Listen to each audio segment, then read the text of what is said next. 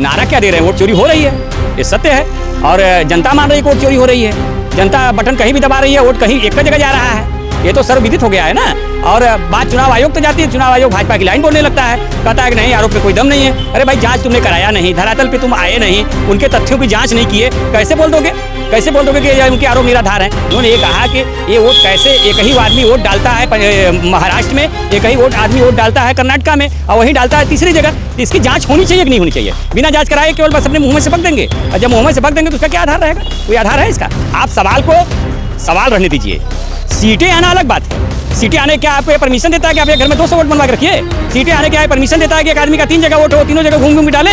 आप इसकी जांच कराए? तो सीट आना न आना इससे आरोप का कोई मतलब नहीं है। मतलब यह है कि आप कितनी जगह 40-40, 200, 55 वोट बनवा के रखे हैं। चुनाव आयोग जांच कराया क्या? कहीं चुनाव जांच तो चुनाव आयोग ने करवाया नहीं। चुनाव आयोग जाता, अभी बिहार में पता चला कि एक मकान में 200 वोट बने हुए हैं। चुनाव आयोग वहाँ पे जाता, पूछता बीएलओ से कि एक मकान में 200 वोट तो कैसे बन गए? उसकी तह में जाता पता चलता ना फलाने ने बनवाया है या मकान मालिक ने बनवाया है, वो दोषी होता। उसकी मंशा क्या थी? चुनाव जीतने की थी ना, तो इसके तह में जाना पड़ेगा।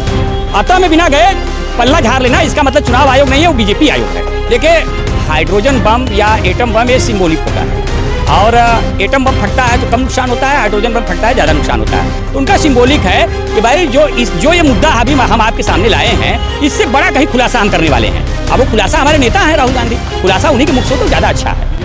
सुनिए बीजेपी के पास कोई आधार है क्या?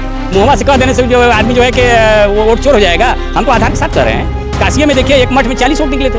तो वोट अगर कोई किसी आदमी को अपना पिता मानता है तो लीगल कचहरी में आके उसको गोदनामा लेना पड़ता है। क्या वो प्रक्रिया हुई? गोदनामा हुआ? चुनाव आयोग को धरातल पे जाके ये बताना चाहिए था कि गोदनामा हुआ है, ये लीगल वोट है, उसको शो करना चाहिए था। तो जब आरोप का जवाब आ जाएगा जांच के द्वारा तो लोग आरोप नहीं लगाएंगे, और जवाब नहीं आएगा तो आरोप लगेबे करेंगे। लोकतंत्र में हमारा अधिकार है आरोप लगाना, और जवाब देना एजेंसी का काम है। एजेंसी जवाब देने से भाग रही है, और जो एजेंसी बोल रही है वही बीजेपी बोल रही है। तो क्या दोनों की मिली भगत नहीं है? आखिर आप ही बताइए, इतने लंबे समय तक सरकारें क्यों रहती हैं? इसकी परमिशन कौन देता है? लोग कहते हैं हमने वोट दिया नहीं और सरकार बन गई, सीटें आ गई और लोगों ने शपथ ग्रहण कर लिया। ये क्या मजाक बना के रखा है क्या लोकतंत्र को? तानाशाही है क्या? सुनो भाई पांडे जी, सीटें जितना अलग बात है, लेकिन 400 पार कहना अलग बात है। वो संविधान बदलने जा रहे थे, हम कह रहे हैं प्रमाण के साथ कह रहे हैं, और वो केवल कह रहे हैं हवा में कह रहे हैं। वो जमीन पे आया क्या जांच करनी? जमीन पे आया किसी बात का धरातल से जवाब दिए?